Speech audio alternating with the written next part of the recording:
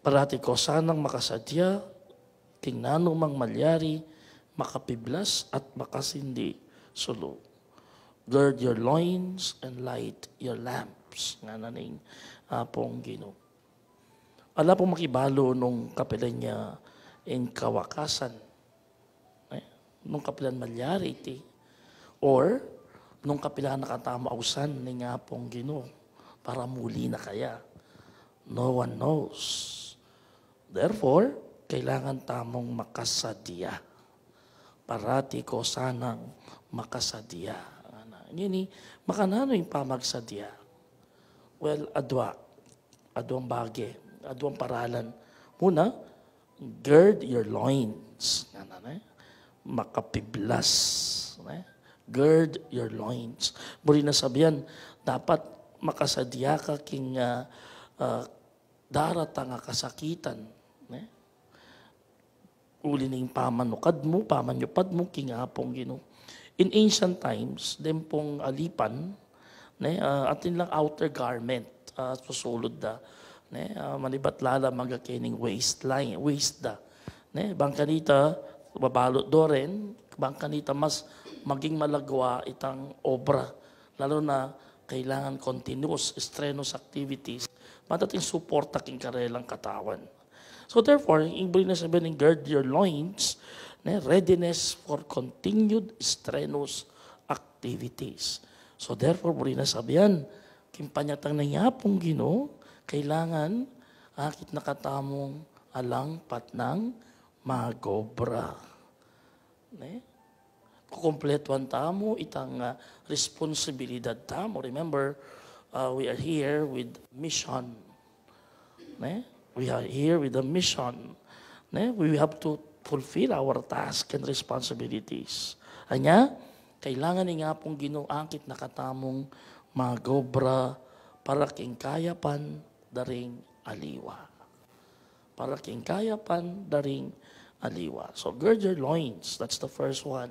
Kadua, light your lamps. Sindihan nyo laring makasindi sulo. Nga ni kaya katang Ebanghelyo. Ding makasinding sulo o lamps, at sula rin para maging langgiya, guide. Bangkanita ipalto de kay katamo yung dalan. At bangkanita, alagpasan tamo naman yung dalumdum. Huling yung mamangan king dalumdum, yapin niya yung sala. Mamangan king dalumdum, yapin yung sala.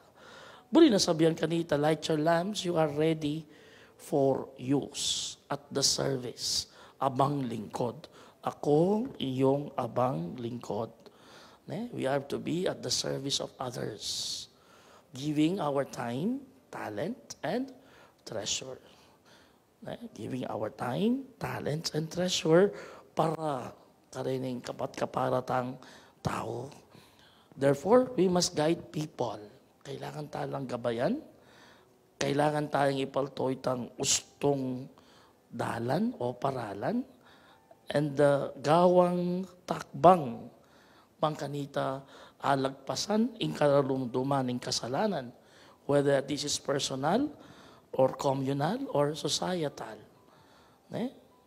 In short, God must find us working for the salvation of His people.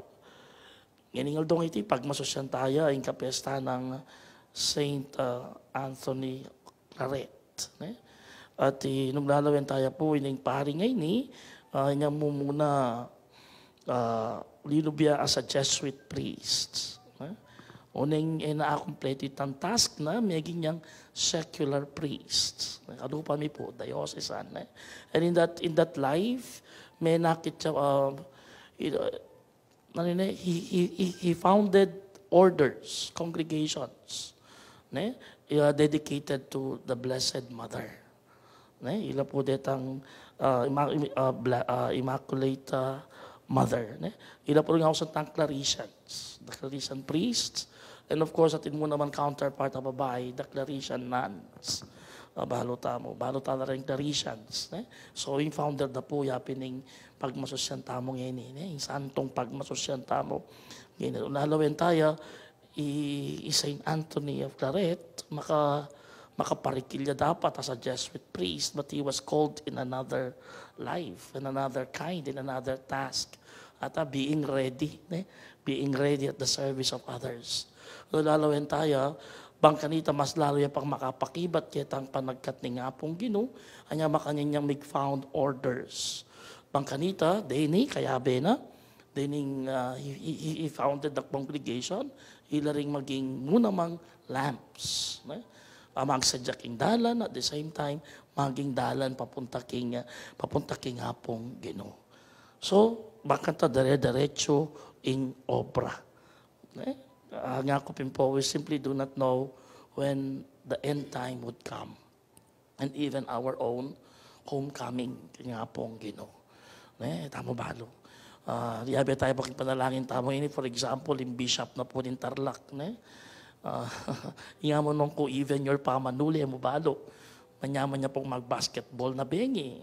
Napon, And then all of a sudden, milyari tang aksidente. May atake ya po. May dire-diretso ya. We simply do not know when. That's why, sabihan na nga pong, you have to work hard. For the time would come, definitely datang ya.